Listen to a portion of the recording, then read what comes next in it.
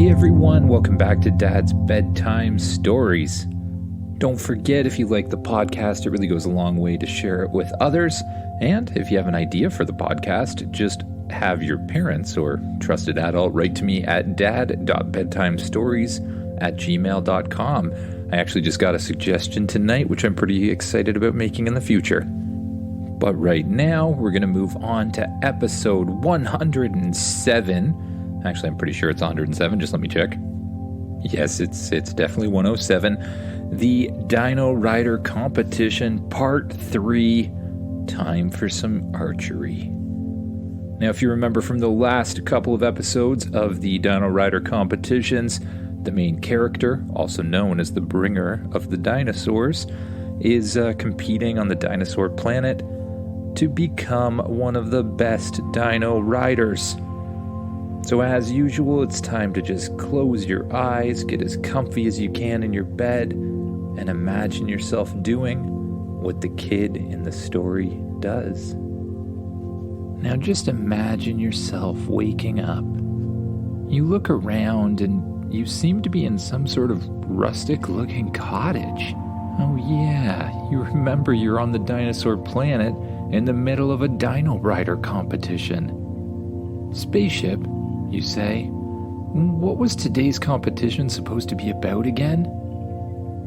Today, you will be competing against other dino riders to see who the best flying archer is, Spaceship explains. A flying archer? What's an archer? An archer is someone who uses a bow and arrow. Oh, I've seen those before, but I have no idea how to use one of those. Perhaps we should do some lessons then, says Spaceship. That's a good idea, especially if I'm about to be in a contest to be the best archer in the dino world. Where should we go to practice, you ask? I have an idea, says Spaceship. Spaceship, currently the size of a toy, flies up in front of you. It begins to glow, and then it grows and grows inside the room until it's the shape of a large door. The door opens up, and when you look inside, you see an entire room. Spaceship? How is there an entire room through that door, even though you're not big enough to have an entire room there? You ask. I have created a pocket dimension, explains Spaceship. That is how the spaceship always seems so big on the inside, even though it is small on the outside. Oh, you mean I've been flying around in a pocket dimension this whole time? You say?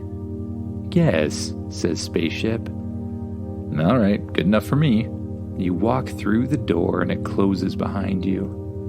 You find yourself in a long room. At the end of the room is a circular target of some kind. And right in front of you, hanging on the wall, is a bow along with a whole bunch of arrows. Now, says Spaceship, take the bow in one of your hands. You pick up the bow with whatever hand feels most comfortable. Now, practice drawing the bowstring back with the other hand, says Spaceship. You pull back on the bowstring. It's actually easier than you thought it would be. I thought bows would be harder to pull back, you say. This bow is specially constructed from magic, says Spaceship. Oh, that explains it. You reply. You pull the string back a few times and it feels very comfortable.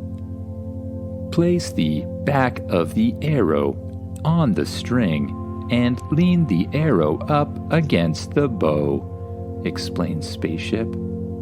You knock the arrow on the string and place the other side of it against the bow. Now, hold your front hand towards the target and pull the other one back to your cheek. You face towards the target with your one arm out. You grab the bowstring and pull it back until it's touching your cheek. Now, aim at the target and release, says Spaceship. You aim at the target and you let go of the string. The arrow suddenly flies forward and completely misses the target. I mean, it's your first time shooting a bow. What do you expect? You're not going to be good at something immediately. You need to practice things, okay, kids? Anyways, you continue to practice pulling back on the bowstring and releasing. Soon, with some trial and error, you begin to hit the target. You can still obviously use a lot of practice, and you're pretty sure you're not going to win the competition at this rate, but you keep practicing, shot after shot after shot, until almost every single one starts to hit the target. Not in the center, but you're doing a pretty good job for your first time. Wow, this is fun, but how am I going to do this from a flying dinosaur, well, moving, you ask? I have an idea, says Spaceship. Put on this helmet. A helmet drops down out of the ceiling. What am I putting this on for, you ask? Just trust me. Okay. You put on the helmet. Suddenly, you feel a strange sensation pass through your entire body. Your vision disappears and it's replaced with hours and hours and hours of practicing archery, learning how to properly hold a bow, shoot a bow, release a bow. It's as if the memories were yours, but you just forgot about them. Suddenly the visions disappear and you blink a few times, finding yourself in the center of the archery practice chamber once again. You walk over to the bow and pick it up. It suddenly feels a lot more natural in your hands. You grab an arrow, place it on the bow, and just like something you've done thousands and thousands of times before, you pull back on the bowstring, and you just feel like you know exactly where to release it. The arrow flies out of the string and lands dead center on the target. Whoa. You pick up another arrow and you do the same thing. But this time, as the arrow flies forward, it hits the other arrow directly in the center and splits it in half. Cool, you say. Arrow after arrow you shoot towards the target. Each one splits the arrow in front of it, landing dead center once again. Next, we will practice moving targets, says Spaceship. Spaceship starts to send targets flying in front of you. You time where they're going, and instead of shooting where they already are, you instinctively know to shoot where they're about to be. And target after target you hit dead center once again. Whoa, what did you do to me? I downloaded the memories of the top archers on Earth. Isn't that kind of cheating, you ask? No, says Spaceship. I have reviewed the rulebook for the dino riding competition. It makes no mention of artificially implanting memories into your head to make you better at archery. I mean, I think they probably didn't think that was a possibility, but I see your point. Let's go with it, you say. You open the door from the pocket dimension and step back out into the rustic cabin in the center of the dinosaur rider village.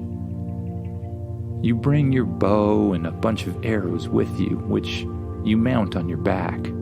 Spaceship shrinks back down into the size of a toy and flies into your pocket.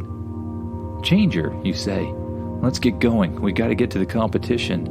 Changer, who's currently in the shape of a little dog-sized dinosaur-looking thing, jumps off the edge of the bed where it was sleeping. You and Changer head outside. As soon as you step out of the door, you see almost everybody in the village walking towards the stadium. You stretch the bow over your back using the string to keep it tight against your body, and you follow the group of people. When you get to the stadium, you go through the entrance for the competitors. Changer, you say, I think it's time for you to transform. Woof, says Changer, and then Changer begins to shapeshift and transform into a huge pterodactyl as it walks forward. The other dino riders are already in the stadium, lined up with their armor on. You take the bow off of your back and place it down on the ground. Then you press the button on your watch, causing your spacesuit armor to fold out around your entire body. You pick up your quiver of arrows and strap them to your back, and you hold your bow in your hands. Well, howdy there, everybody, the announcer says over the giant loudspeaker. Today is the second and final part of our dino riding competition. We're going to see which of these flying dino riders are the best archer in the village. Each rider will head through the obstacle course, and each rider will have to fire a set of arrows in mid-flight at the targets set around the stadium.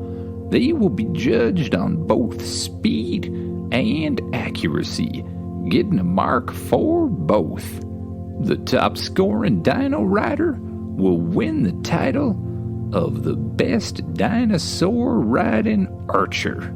Now, folks, put your hands together for the flying dino riders, the announcer says. The whole stadium stands up.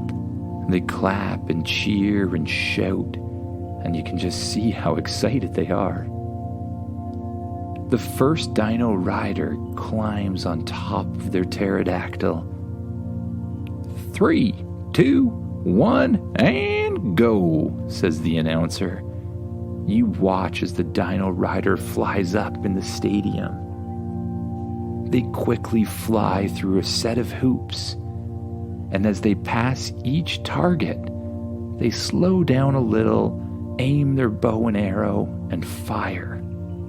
The archer makes their way through the obstacle course from target to target, hitting each target with their bow and arrow. It looks pretty amazing, but you notice that they have to slow down to hit the targets. You think you might just be good enough now to not even have to do that.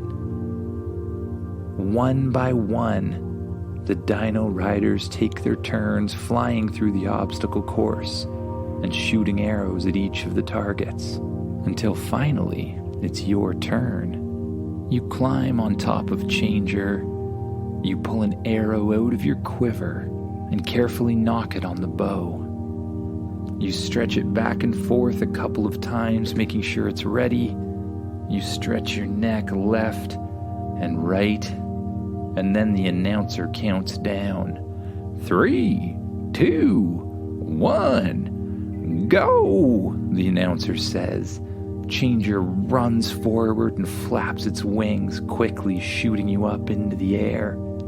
It jumps through the first hoop and around a corner. There, you see the first target. You draw back on the bow as Changer continues to fly forward at full speed. And at just the right time, you can just feel it. You let go of the string, and the arrow flies swiftly, dead center on the target. Changer quickly veers to the right, flying through the next hoop, and has to rise up into the air towards a target that's on top of the mountain. As soon as you fly through the last hoop, you take out another arrow Knock it quickly and release again, hitting the target dead center once again. From there, the pterodactyl flies on a downward slope through a whole bunch of rings, one after the other at an incredibly fast speed. You fly down from the mountaintop towards a target that's just over the stadium. Changer continues at full speed, way faster than you've seen any of the other dino riders go. And as you pass the target, you release the arrow, and mixed with the speed of the racing dinosaur, the arrow flies forward even faster and breaks the target in half, but hits it dead center once again. You continue your way around the stadium, and on each corner, you hit the target that's standing there. You curl around, jump through the last hoop, and land in the center of the stadium. Well, folks, have to say I've never seen anything like that, the announcer says.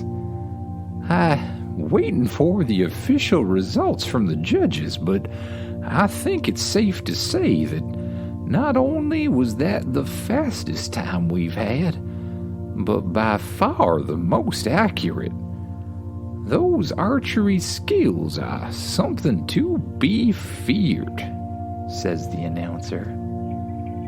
And yes, this just in from the judges. The winner of the Dino Rider competition is the bringer of the dinosaurs, the announcer says. Once again, the stadium cheers as loudly as they can. The mayor of the dinosaur village walks out into the center of the stadium, holding a huge trophy.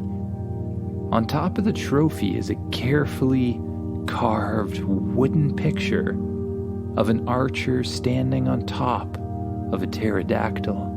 Well then, says the mayor of the village, that was something quite amazing.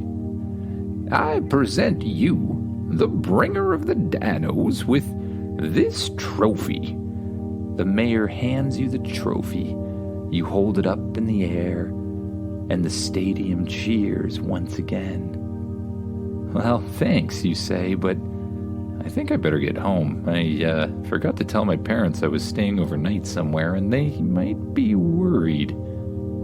You jump back on top of Changer, still in the form of pterodactyl, and you wave goodbye to the people.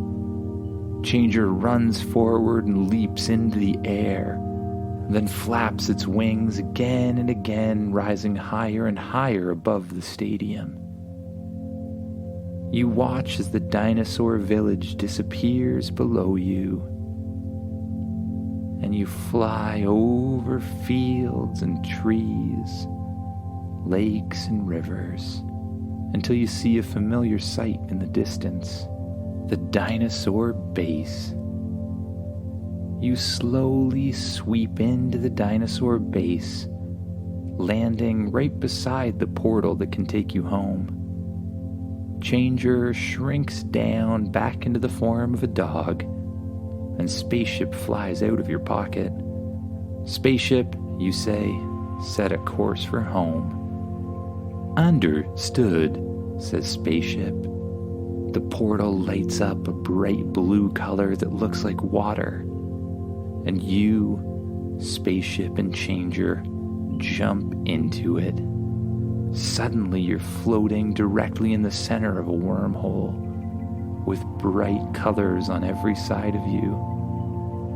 You float perfectly in the center as you go left, right, up and down, and eventually shoot out the other side, landing on your feet. You find yourself in the shed that's outside your house, and the door opens up. You run over to your house, open the door, and run inside. You go straight to your bedroom, where you close the door behind you, and changer jumps up onto your bed. It's been a long couple days, and I'm kind of sore from all that archery, you say. You hang up the bow and arrow on the wall of your room, and you climb into the bed, pulling the soft covers over top of yourself. You yawn, and your eyelids begin to feel very heavy. You place your head down on the pillow and close your eyes. With each breath, you allow yourself to relax more and more, letting go of any tension in your arms, letting go of any tension in your shoulders and your legs. And with each breath, you sink deeper and deeper into the mattress, and you allow your mind to wander off to a place of dreams and imagination. Good night, everyone.